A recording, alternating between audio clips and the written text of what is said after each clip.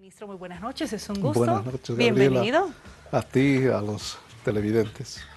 Ministro, hemos visto de hecho su primera declaración sobre este tema. ¿Cómo se interpreta? ¿Cómo empezamos a poner este tema que, lo digo de esta forma, como que se está poniendo de moda ahora, ¿no?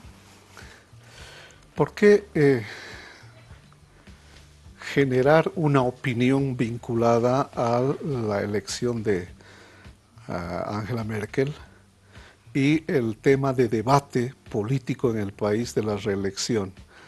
Porque primero es un hecho político que está en evaluación mundial.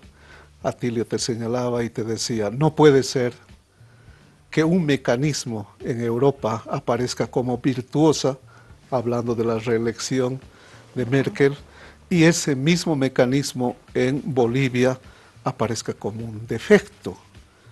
Vale la pena precisar entonces que esta elección por cuarta vez en Alemania está desmoronando dos mitos que acá se estaba vinculando en todos los medios de opinión, no solamente escritas, televisivas, sino también radiales.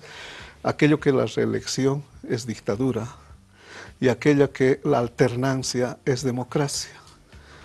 La elección de Merkel, incuestionablemente, te está demostrando que la reelección es absolutamente democrática. Y aquel invento de la alternancia como forma mecánica de elegir a un tercero, dejó de ser esta forma desesperada de veto que tiene la oposición, el caballito de Troya con el que se quiere conceptualizar una sola modalidad de democracia. Vale decir que si allá es virtuosa la reelección, ¿por qué no en nuestro país va a ser virtuosa esta reelección? O sea, si la reelección es democrática, un punto que se observa es precisamente tener que modificar algo que está plasmado en la Constitución Política del Estado que ha sido votado. Y una segunda, que voy tomando en cuenta lo que también se va argumentando a través de las mismas redes sociales para que podamos interpretarlo, ministro, es esta otra, ¿no? Ya se votó, que también es otro de los elementos que está dentro de este contexto. Primero, marcar una diferencia. Tiempos, condiciones y la forma. Lo anterior tuvo una decisión muy vinculada a una trama, a un show, que hoy por hoy los actores principales han ido a parar a la cárcel pública porque resultaron falsos los argumentos que habían empañado una determinación viciada, desde donde se vea, viciada, distorsionada en sus contenidos. Segundo, que este procedimiento, este recurso, es absolutamente constitucional y en la línea del cumplimiento de la ley, en la línea del cumplimiento de la norma. Vale decir que, además, dicho sea de paso, este cinismo político de doble estándar que nos está señalando Atilio Borón tiene un conducto y una sindicación a una oposición política criolla que fue la misma, Gabriela, que el 94 nos interpretaron que la Constitución permitía las privatizaciones. Y ninguna de las constituciones que teníamos tenía facultades de otorgar privatización alguna.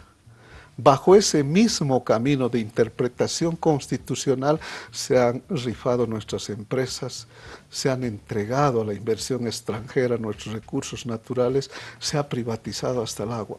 Lo que no podemos permitir es esta doble moral, este cinismo político de quienes hoy por hoy, entre comillas, defienden la Constitución, cuando el 94, una Constitución que establecía que los recursos naturales eran del patrimonio de los bolivianos, por la vía de la lectura de interpretación económica de la Constitución, se habían permitido ese hecho. Hoy por hoy tenemos que señalar con claridad que estamos hablando de la discusión sobre derechos humanos que tienen dos ámbitos.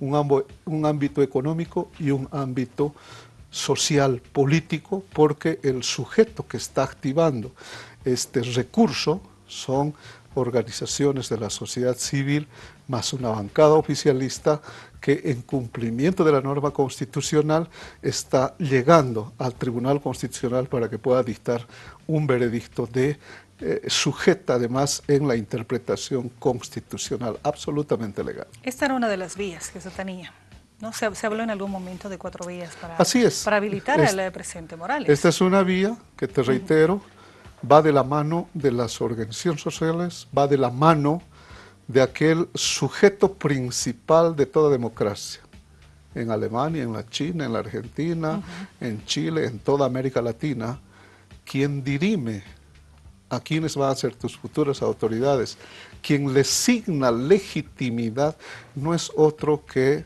la voluntad colectiva del soberano. Vale decir de que no hay ningún privilegio para que minorías residuales, estas representaciones más allá de los liderazgos referenciales de la derecha boliviana, pretendan usurpar la decisión, pretendan embargar la decisión colectiva del soberano, que dicho sea de paso, es el que determina en definitiva quién va a ser la futura autoridad electa constitucionalmente hablando. Porque además no olvidemos de que la discusión de la resolución de la reelección no implica automáticamente la elección. Es simplemente la habilitación para que tú puedas participar como presidenciable. Entonces hay un agotamiento necesario vinculado al procedimiento de las reglas de juego de la democracia, con convocatoria, con partidos políticos, con candidatos múltiples, para que pudiera entrarse a dar examen ante el soberano. No hay desde ningún punto de vista de que el privilegio de minorías residuales puedan ponerle freno y veto a un debate constitucional que tiene un elemento político de resguardo de derechos fundamentales en los cuales están los derechos sociales, los derechos políticos. Derechos sociales de un pueblo a elegir las veces que quiera, al candidato que quiera, y a la garantía de un ciudadano que pueda ser electo las oportunidades que pueda. Y por ello se presenta esto, tiene plazos, tiene tiempo. Me voy a un tema, por ejemplo, de un pronunciamiento que realizan la oposición, de hecho, expresidentes y se reúnen en Santa Cruz, si más me acuerdo, hace la anterior semana. ¿Cómo usted interpreta aquello? Un oportunismo desesperado, que te reitero, quiere tomar ruta corta de freno, de veto, simplemente porque estaba haciendo invención teórica de que la alternancia es sinónimo de democracia. Nada más falso. Hoy día la reelección de Merkel ha demostrado al mundo de que es absolutamente democrática y que esta decisión, tanto en Alemania como en Bolivia, deberá ser siempre signada al soberano. Es la voluntad colectiva del pueblo el que pueda definir en las urnas a quienes vayan a ser sus futuros presidentes para conducir la nave del Estado.